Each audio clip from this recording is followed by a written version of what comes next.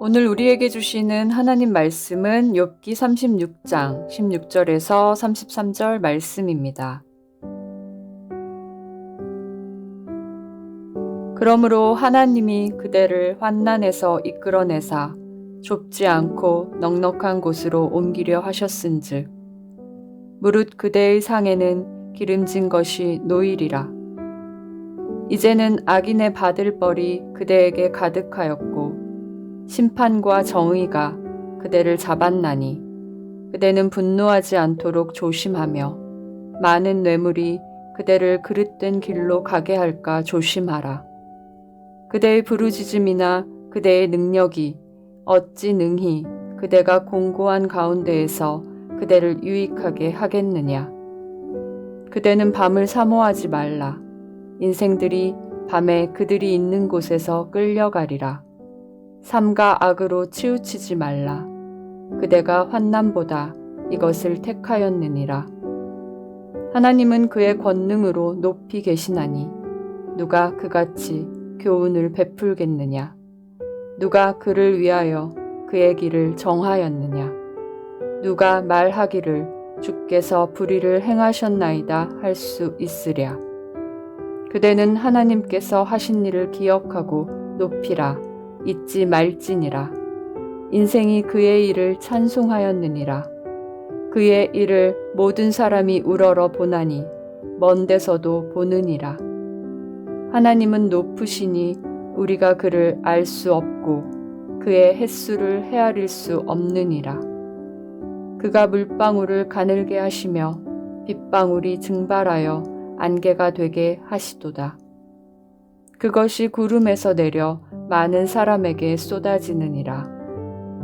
겹겹이 쌓인 구름과 그의 장막의 우레소리를 누가 능히 깨달으랴. 보라, 그가 번갯불을 자기의 사면에 펼치시며 바다 밑까지 비치시고 이런 것들로 만민을 심판하시며 음식을 풍성하게 주시느니라. 그가 번갯불을 손바닥 안에 넣으시고 그가 번갯불을 명령하사 관역을 치시도다. 그의 우레가 다가오는 풍우를 알려주니 가축들도 그 다가옴을 아느니라.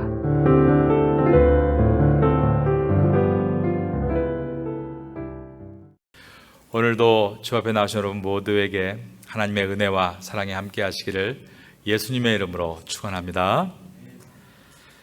엘리후의 첫 번째 연설은 욥기서 32장 1절부터 33장 끝절인 33절까지의 내용이었습니다.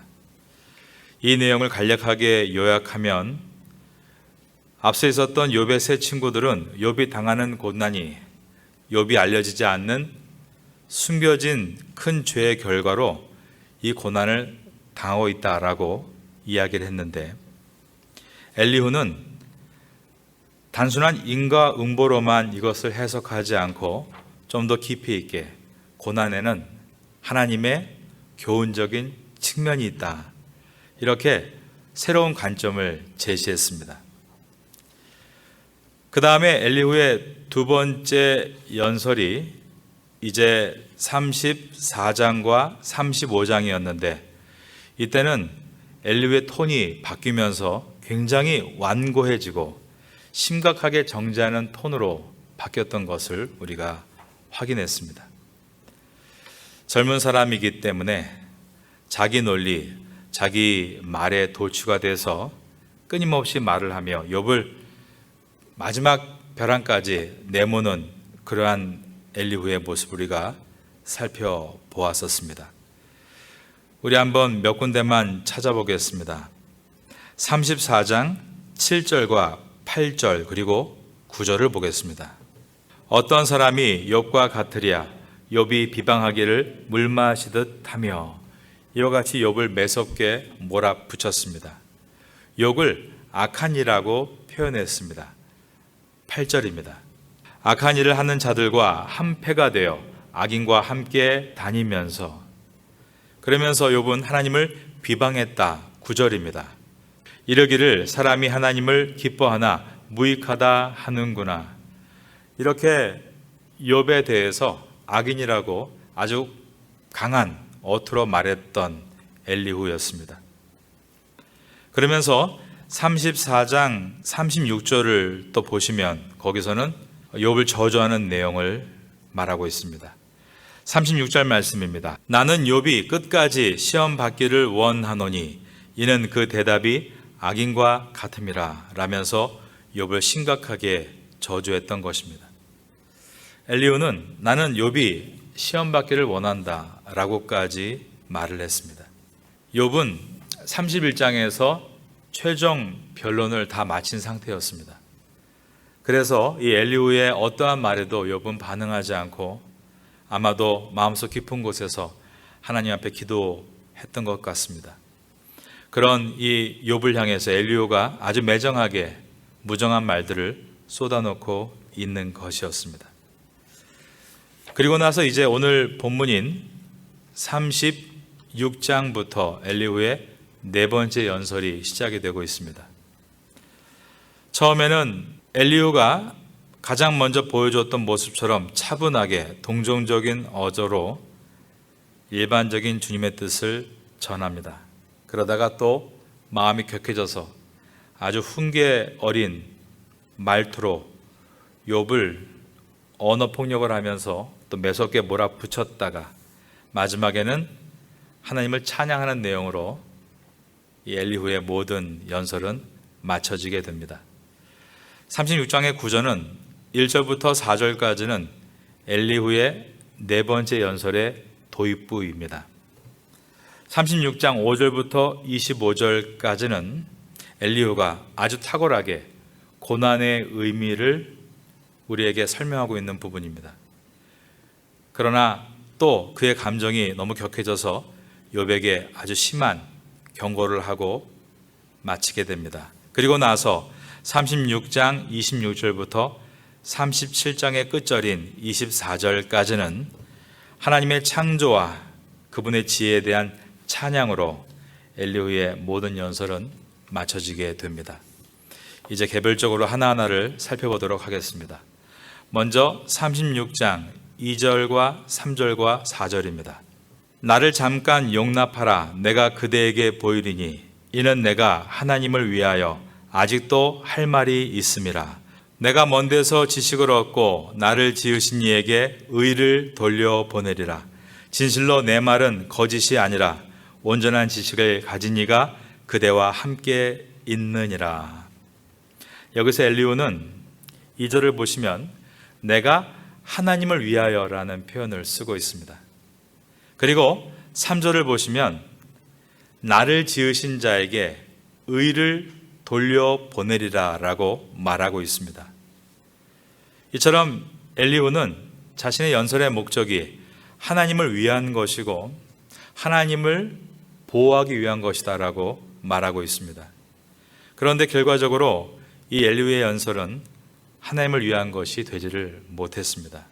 저는 이 말씀을 묵상하면서 내가 어떤 행위와 또 그것이 헌신으로 이어진다 할지라도 잘못된 맹목적인 헌신이라면 엘리후와 같이 옳지 않다는 것을 돌아봐야 한다는 것을 깨닫게 됐습니다. 오히려 그러한 맹목적인 헌신은 공동체에게 해를 줄 수 있다라는 것입니다. 우리가 하나님 앞에 바른 진리와 맹목은 다르다는 것을 늘 염두에 두어야 하는 것입니다. 엘리후가 하나님을 위하여라고 말하고 있습니다. 저는 이 엘리후가 이 자체만큼은 정말 순수했다라고 생각합니다. 처음에 엘리후가 등장했을 때 그러한 진실성이 있었기 때문입니다. 그런데 결과적으로 그러한 진실성이 변질되고 성공하지 못한 이유는 엘리후 마음속에 교만함이 있었기 때문입니다. 3절을 보겠습니다. 거기에 보면 내가 먼 데서 지식을 얻고 라고 말하고 있습니다. 이 말은 나의 지식은 매우 특별하다는 것입니다. 여러분, 특별한 것이 없습니다. 나만 알고 있는 것이 아닙니다. 사람은 겸손해야 하고 이미 알고 있는 것을 얼마나 내가 겸손하게 받아들일 수 있냐가 중요한 것이지 성경이 아닌 다른 것에서 더 많은 것을 내가 알고 있다. 그렇게 말할 필요가 없다라는 것입니다. 내 앞에 성경이 있는데 내가 먼 곳에서 특별한 것을 가지고 왔다라고 말하는 이 말 자체가 자기를 높이려고 하고 있는 교만이라는 것입니다. 4절을 보겠습니다. 진실로 내 말은 거짓이 아니라 온전한 지식을 가진 이가 그대와 함께 있느니라. 무슨 말입니까? 자기를 이렇게 말하고 있는 것입니다. 온전한 지식을 갖고 있는 바로 내가 당신과 함께 있다. 이러한 자신을 향한 무한한 자랑과 확신과 교만은 결국 하나님의 뜻을 완성할 수 없다는 것을 본문이 보여주고 있는 것입니다. 4절에서 엘리후가 내 말은 거짓이 아니라 라고 말하고 있는데 우린 역설적으로 내가 하는 말이 거짓일 수 있다는 것도 생각할 수 있어야 합니다. 자신을 돌아볼 수 있는 것이 가장 귀한 겸손함인 것입니다. 항상 사람들은 누군가의 말이 틀렸다라고만 생각하는데 정말 겸손한 사람은 내 말이 맞는가를 돌아볼 수 있어야 한다는 것입니다.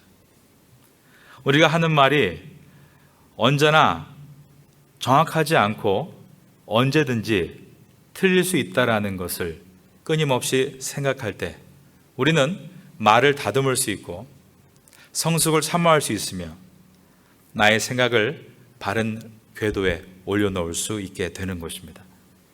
여러분 모두가 이러한 성도가 되시기를 주님의 이름으로 축원합니다. 이제 5절부터 25절까지는 두 부분으로 나누어 볼 수 있습니다. 먼저 5절부터 15절까지는 고난에 대한 탁월한 가르침입니다.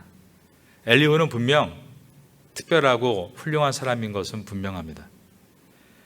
그런데 16절부터 보면 그러므로라고 말하면서 하나님이 그대를 환난에서 이끌어내사라고 하며 또다시 욥에게 과도하게 적용하려 하는 것이 16절부터입니다. 엘리후는 대단히 논리적인 사람이었기 때문에 5절부터 15절까지의 내용은 고난에 대해서 성경에 말하는 일반적인 개론을 아주 정확하고 분명하게 우리에게 설명해 주고 있습니다. 고난에 대한 일반론이 7절부터 10절에 들어 있습니다. 그의 눈을 의인에게서 떼지 아니하시고 그를 왕들과 함께 왕좌에 앉히사 영원토록 존귀하게 하시며 혹시 그들이 족쇄에 매이거나 환난의 줄에 얽혔으면 그들의 소행과 악행과 자신들의 교만한 행위를 알게 하시고 그들의 귀를 열어 교훈을 듣게 하시며 명하여 죄악에서 돌이키게 하시나니. 지금까지 욥의 세 친구들은 고난은 철저하게 죄의 결과로 얻는 징계일 뿐이다라고 했습니다. 그런데 엘리후는 고난의 의미를 새롭게 해석하면서 오늘 7절부터 10절까지에 보면 의인도 고난을 받는다라고 하면서 그 고난에서 오히려 자신의 교만을 돌아보게 되고 교훈을 얻어서 죄악에서 돌이키게 하는 것이 고난의 효과이다라고 말했습니다. 여기서 의인의 고난이라고 얘기하고 있는데 이것은 좀 특별한 설명입니다. 지금 엘리후가 말하고 있는 것은 다소간의 죄를 범한 의인이라는 뜻입니다. 이것은 사실 엘리후가 매우 탁월하게 우리의 신앙을 설명하고 있는 것입니다. 사실 우리가 완벽한 의인은 아니지 않습니까? 우리는 엘리후가 표현하는 다소간의 죄를 범한 의인일 수 있다는 것입니다. 예수 그리스도를 믿고 성도로 생활하지만 나의 삶 가운데 죄가 완전히 떠난 것은 아닙니다. 죄로 인해서 넘어질 때도 있고 죄를 가지고 남을 억울하게 만들 때도 있으며 또한 그 죄 때문에 고난 가운데 들어갈 수도 있다라는 것입니다. 엘리후는 이러한 가정하에 다소간의 죄를 범한 그 의인은 오히려 고난 가운데 어려움과 고통 속에서 자신의 삶을 돌아보게 되고 하나님의 교훈을 배우며 그 죄에서 돌이키게 되는 것이다. 이러한 탁월한 가르침을 우리에게 주고 있습니다. 의인과 죄인 사이에 다소간의 죄를 범한 의인, 바로 그들은 우리들 아니겠습니까? 이처럼 엘리후가 인간을 단순하게 흙과 백으로 나누지 않고 좀 더 다양하게 살펴보고 있는 것은 그가 나이가 어렸지만 인생이란 무엇인가에 대해서 좀 더 깊이 생각했다는 긍정적인 것으로 평가해낼 수 있습니다. 8절에서 10절을 다시 보겠습니다. 혹시 그들이 족쇄에 매이거나 환난의 줄에 얽혔으면 그들의 소행과 악행과 자신들의 교만한 행위를 알게 하시고 그들의 귀를 열어 교훈을 듣게 하시며 명하여 죄악에서 돌이키게 하시나니. 엘리후는 다소간의 죄를 범한 이 의인을 하나님께서 고난을 통해서 교만을 깨닫게 도와주시고 그의 귀가 열려서 다시 돌아오게 하는데 목적이 있다라고 했습니다. 그래서 11절과 12절에 유명한 말씀이 나오죠. 만일 그들이 순종하여 섬기면 형통한 날을 보내며 즐거운 해를 지낼 것이요 만일 그들이 순종하지 아니하면 칼에 망하며 지식 없이 죽을 것이라 라고 했습니다. 이와 같이 엘리후는 고난에 대한 일반론을 아주 밀도 있게 설명했습니다. 15절을 보겠습니다. 하나님은 곤고한 자를 그 곤고에서 구원하시며 학대당할 즈음에 그의 귀를 여시나니. 이것은 바로 고난의 목적이라는 것입니다. 고난은 결코 망하게 하기 위해 주시는 것이 아니라 하나님께서 구원하시기 위해 주시는 귀한 보화 같다라고 말한 것입니다. 이런 의미로 볼 때 우리도 여기에 얼마든지 해당될 수 있습니다. 여러분 가운데 고난이 있으시다면 그 고난에 대해서 하나님이 나를 돌이키게 하기 위해서 주시는 것이다라고 일반적인 고난으로 이해하는 것이 첫 번째 이해라는 것입니다. C.S. 루이스는 말하기를 인간이 당하는 고난은 하나님께서 나에게 돌아오라라고 외치는 확성기다라고 했습니다. 우리에게 고난이 올 때 어쩌면 내가 돌이킬 것이 있어서 하나님이 고난을 주시는 것이 아닌가 생각할 수 있다면 고난에 대한 가장 일반적이고 온전한 모습이 되는 것입니다. 그러나 욥에게는 그것뿐만이 아니었습니다. 욥기서는 처음부터 욥을 소개할 때 온전한 자였다라고 소개했고 이 욥의 고난은 그런 일반적인 스스로의 잘못으로 일어난 고난이 아니라 마귀가 주는 시험이었습니다. 그러므로 엘리후가 일반적인 고난으로 고난을 설명한 것은 매우 유익하고 아름다우나 이것을 적용할 때 욥에게 적용한 것은 매우 그릇되고 잘못된 적용이었다라고 말할 수 있습니다. 16절을 보겠습니다. 엘리후는 욥에게 이와 같은 말을 합니다. 그러므로 하나님이 그대를 환난에서 이끌어내사 좁지 않고 넉넉한 곳으로 옮기려 하셨은즉 무릇 그대의 상에는 기름진 것이 놓이리라. 엘리후가 욥의 고난을 해석하고 있는 것입니다.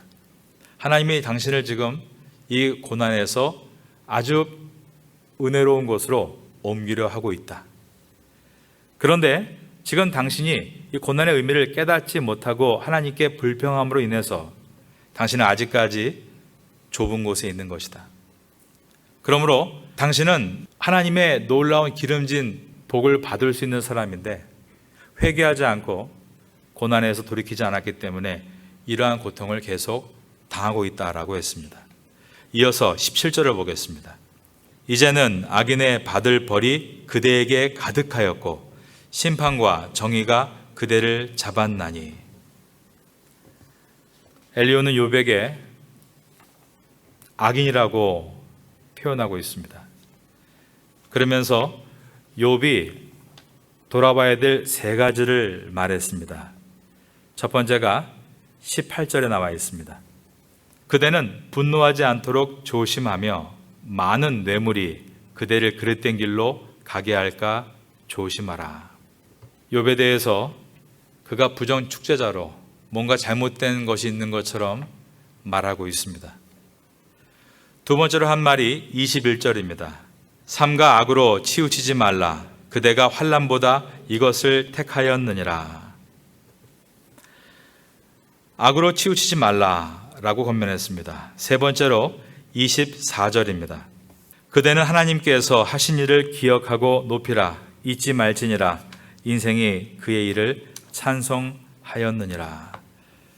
이와 같이 세 가지의 권면을 했습니다. 첫째가 고난 가운데 있을 때 고난 때문에 분하여 하나님께 대적하지 말아라. 두 번째, 고난 가운데 있을 때 불의하지 말고 거룩함을 지키라. 세 번째, 고난 가운데 있을 때 하나님께서 심지어 고난을 주신 일까지라도 하나님께 찬송하라. 이렇게 고난 중에 가져야 될 세 가지의 태도를 말했습니다. 이것은 분명 타당한 권고입니다.